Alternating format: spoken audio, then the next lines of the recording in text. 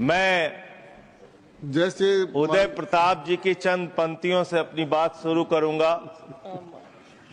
न मेरा है न तेरा है, ये हिंदुस्तान सबका है। नहीं समझी गई ये बात तो नुकसान सबका है। मान्यवर, हम लोग बचपन से एक शब्द सुनते आए, सरकार माई बाप। सरकार माई बाप यानी कि जो सरकार होती है वो लोगों की माई बाप होती है, मां की तरह ख्याल रखती है, पिता की तरह ख्याल रखती है। लेकिन अगर कोई सरकार अपने बच्चों को उसका गला घोटने पे उतारू हो जाए तो फिर सरकार निष्पक्ष सरकार नहीं है, नहीं है मान्यवर। वो सौतेली मां है, वो सौतेली मां है, उसका व्यवहार सौतेला है।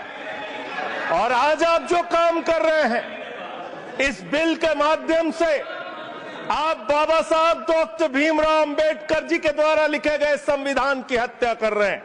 और ये बात मैं इसलिए कह रहा हूं कि बाबा साहब डॉक्टर भीमराव अंबेडकर जी ने संविधान की धारा 26 में लिखा, धार्मिक मामलों के प्रबंधन की स्वतंत्रता, धार्मिक एवं धर्मार्थ उद्देश्यों के लिए संस्थाओं की स्थापना एवं रखरखाव करना, धर्म के मामलों में अपने स्वयं के मामलों का प्रबंधन करना, चल एवं अचल संपत्ति का स्वामित्व एवं अधिग्रहण करना तथा ऐसी संपत्ति का कानून के अनुसार प्रशासन करना।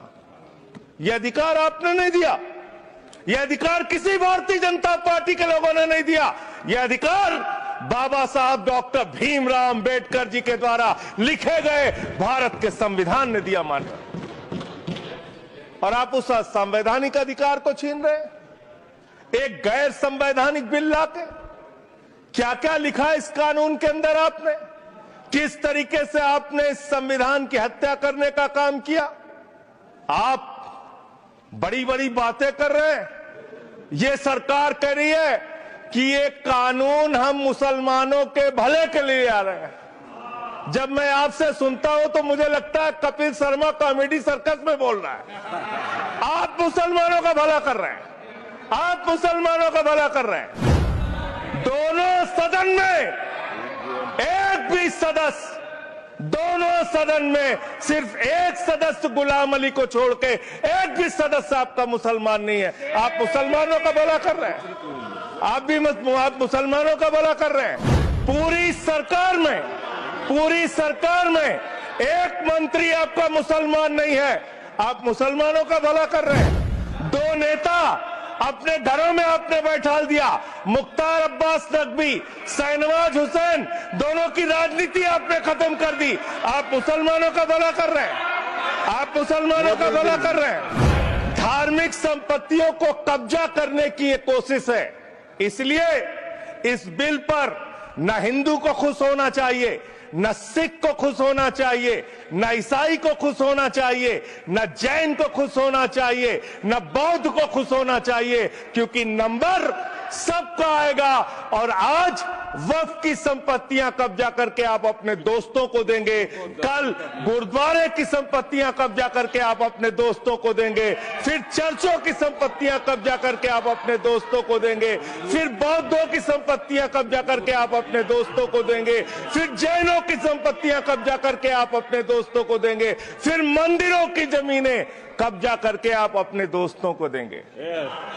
आप तो वो लोग हैं जिन्होंने प्रभु श्री राम के मंदिर में भी घोटाला किया। मान्यवर, प्रभु श्री राम के मंदिर के जमीन में घोटाला किया।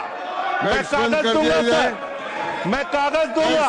कर दिया मैंने। ये लोग राम मंदिर में घोटाला करने वाले लोग हैं, राम मंदिर की जमीन का चंदा खाने वाले लोग हैं सर। ये लोग 2 करोड़ की जमीन 5 मिनट में 18 करोड़ में बेची सर इन लोगों ने। 16.5 करोड़ का घोटाला किया, 18.5 करोड़ में जमीन बेची। ये राम मंदिर में घोटाला करने वाले लोग हैं सर। मान्यवर, अरे प्रभु श्री राम के नाम का पैसा खाते हो तुम लोग। अरे बैठ जाओ, राम मंदिर का पैसा खाते हो। अरे राम मंदिर में घोटाला करते बैठो। अरे राम मंदिर का चंदा खाते हो। अरे चंदा चोरो बैठो, चंदा चोरो बैठो, चंदा चोरो बैठो, बैठो चंदा चोरो। मान्यवर मंत्री जी ने कहा 1 करोड़ सुझाव आया। मैं आपसे पूछना चाहता हूं, कितने करोड़ ईमेल आए, कितने करोड़ पत्र आए, कितने करोड़ सुझाव आए, पूरे देश को जानकारी दीजिए। और मैं आपको दावे के साथ कह सकता हूं, जब पूरा सच सामने आएगा तो देश को पता चलेगा कितने लोग इस बिल के विरोध में थे, कितने लोग इस बिल के समर्थन में थे।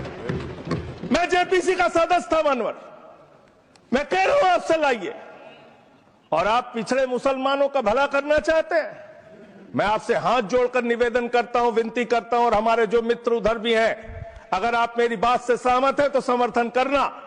समाज में छुआछूत को, बीमारी को मिटाने के लिए चलिए उठाते हैं कदम।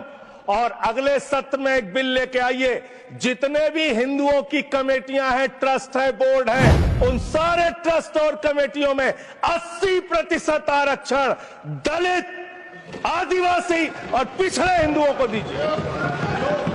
मैं समर्थन करूंगा आपका, माला पहनाऊंगा आपको। आप पिछड़ों का भला करने की बात करते हैं, आप दलितों का भला करने की बात करते हैं। आपकी मातृ संस्था आरएसएस 100 साल तक आपने एक भी दलित, पिछड़ा और आदिवासी, एक भी महिला को आज तक आरएसएस का प्रमुख नहीं बनाया। आप दलितों और पिछड़ों और आदिवासियों की आरएसएस के बारे में भला करने की बात करते हैं। मान्यवर, आपने इसमें लिखा बिल के अंदर कि वक्फ कमेटी के अंदर गैर मुसलमान इसका सदस्य बन सकता है।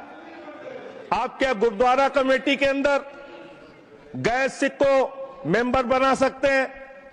क्या ईसाई कमेटी के अंदर गैर ईसाई को सदस्य बना सकते हैं? क्या बौद्धों की कमेटी के अंदर गैर बौद्ध को, क्या जैनों की कमेटी के अंदर गैर जैन को आप मेंबर बना सकते हैं? और इतना ही नहीं, क्या आप हिंदुओं के ट्रस्ट में, मंदिर के ट्रस्ट में आप क्या गैर हिंदू को मेंबर बना सकते हैं? नहीं बना सकते, नहीं बना सकते। आप एक झूठ फैला रहे हैं देश भर में, देश भर में झूठ फैला रहे हैं।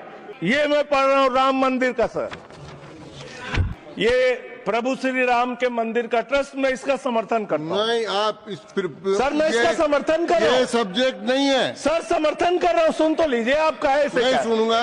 डिस्ट्रिक्ट मजिस्ट्रेट प्रोसीडिंग में नहीं आएगा सर, मेरी बात तो सुनिए। बिल्कुल नहीं आएगा सर, मेरी बात सुन लीजिए। घनश्याम जी प्लीज, चेयरमैन साहब, district magistrate of Ayodhya will be ex officio trustee who will be a practicing Hindu. If the DM is not Hindu, then additional district magistrate will be an ex officio member of the trust. हम इसका समर्थन करते हैं sir. Hindu धर्म के trust में हिंदू को member होना चाहिए, आपने लिखा, हम इसका समर्थन करते हैं। लेकिन आप दूसरे धर्मों के ऊपर कह रहे हैं। कल को आप गुरुद्वारा कमेटियों में कहेंगे सिख नहीं, दूसरे धर्म के लोग इसमें आएंगे। कल को आप जैन कमेटियों में घुसड़ेंगे, बौद्धों की कमेटियों में घुसड़ेंगे। ये बात गलत है, ये पूरी तरीके से गलत है। और आज पूरे देश को आप बताइए, मान्यवर, पूरे देश को आप बताइए, 2009 में आपने अपना घोषणा पत्र जारी किया था, मैनिफेस्टो। ये मैनिफेस्टो आपका लेके आया हूं, ये तो आपका डॉक्यूमेंट है, मेरे घर नहीं बना। इस मैनिफेस्टो में लिखा है इन्होंने कि 2009 के मैनिफेस्टो में लिखा है कि वक्फ की जमीनों पर जो अवैध कब्जे हुए हैं, KR रहमान की कमेटी की रिपोर्ट के हिसाब से हम मुस्लिम धर्म गुरुओं के साथ बातचीत करके उसको खाली कराने का काम करेंगे। कितना दोहरा चरित्र है आपका।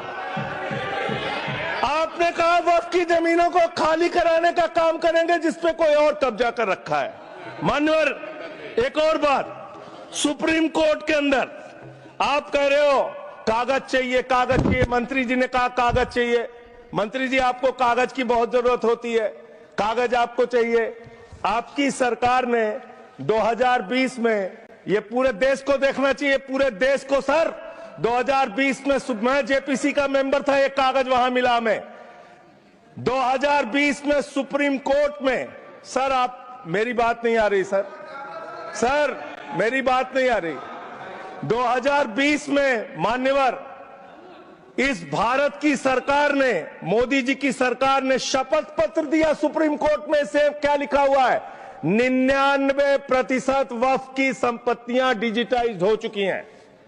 मुख्तार अब्बास नकवी साहब आपके मंत्री थे, उनका बयान है 100% वक्फ की संपत्तियां डिजिटाइज हो चुकी हैं। तो जब आप सारी संपत्तियां डिजिटाइज कर चुके हैं, सब कुछ ऑनलाइन कर चुके हैं वामसी पोर्टल में, सारे कागजात जा चुके हैं, तो क्या आप फसाद कराने के लिए फिर से कागज मांग रहे हैं? फसाद कराने के लिए आप फसाद कराने के लिए कागज मांग रहे हैं? आप फसाद कराने वाले हिंदू हैं, हम सौहार्द फैलाने वाले हिंदू हैं, यह बुनियादी फर्क है। सच्चर कमेटी की रिपोर्ट की बात कही गई और कहा गया 12,000 करोड़ की आमदनी हो सकती थी। एक सुझाव मैं पूरे सदन की तरफ से इस सरकार को देना चाहता हूं, 12,000 करोड़ की आमदनी की चिंता है वक्फ की, करोड़ों मुसलमानों की चिंता है आपको। एक अपने दोस्त को पकड़ के लाइए, नीरव मोदी को 20,000 करोड़ वसूलिए, 12,000 करोड़ वक्फ को दीजिए, 8,000 करोड़ अपने पास रखिए, 8,000 करोड़ का आपको मुनाफा होगा, 12,000 करोड़ वक्फ को दे दीजिए, करोड़ों मुसलमानों का भला हो जाएगा। ट्रिब्यूनल के लिए आप कह रहे हैं उसको अपील नहीं की जा सकती, हाई कोर्ट का फैसला ट्रिब्यूनल के फैसले के खिलाफ आया है, सुप्रीम कोर्ट का फैसला ट्रिब्यूनल के फैसले के खिलाफ आया है। आपने कहा 5 साल का प्रैक्टिसिंग मुस्लिम होना चाहिए, कैसे प्रैक्टिसिंग मुस्लिम तय करेंगे सर? आप क्या मुसलमानों के घर में सीसीटीवी का कैमरा लगाएंगे? कौन नमाज पढ़ रहा है, कौन नमाज नहीं पढ़ रहा है, कौन मुसलमान है, कौन मुसलमान नहीं है? आपने मान्यवर ऐसे ऐसे प्रावधान इसमें रखे हैं जो बड़े अजीब हैं, जो अपने आप में ये बताते हैं कि आपकी मंशा सिर्फ देश में झगड़ा कराने की है, नफरत फैलाने की है, फसाद कराने की है। आपकी मंशा कहीं भी मुसलमानों का या किसी वर्ग का भला करने की नहीं है और नहीं है।